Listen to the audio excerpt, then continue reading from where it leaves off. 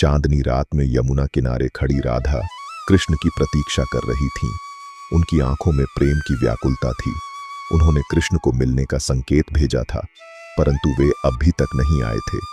धीरे धीरे रात गहरी होने लगी और राधा की आंखों में अश्रु छलकने लगे।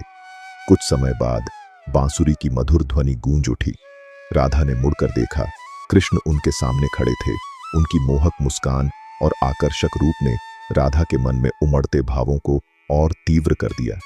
राधा ने स्नेह भरी शिकायत की, माधव, इतनी देर क्यों कर दी? क्या मेरे प्रेम का कोई मूल्य नहीं?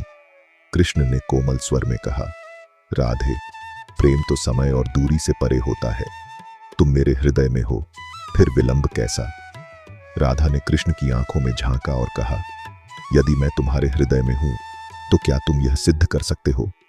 कृष्ण ने मुस्कुराते हुए अपनी छाती पर हाथ रखा और अचानक उनके हृदय से राधा की छवि प्रकट हो गई, चमकती हुई, दिव्य आभा से युक्त। यह देखकर राधा भाव विभोर हो गईं और कृष्ण के चरणों में गिर पड़ीं। कृष्ण ने राधा को उठाया और बोले, राधे, यह प्रेम किसी देह या समय का बंधन नहीं है, यह आत्मा का मिलन है। तुम और मैं अलग नहीं, हम एक ही हैं। राधा की आंखों से प्रेमाश्रु छलक पड़े और उन्होंने कृष्ण का हाथ थाम लिया। चांदनी रात में यमुना के जल पर उनकी छवि प्रतिबिंबित हो रही थी, मानो स्वयं प्रकृति भी उनके प्रेम को नमन कर रही हो। राधा और कृष्ण का प्रेम अद्भुत था। वह त्याग, समर्पण और आत्मिक मिलन का प्रतीक था।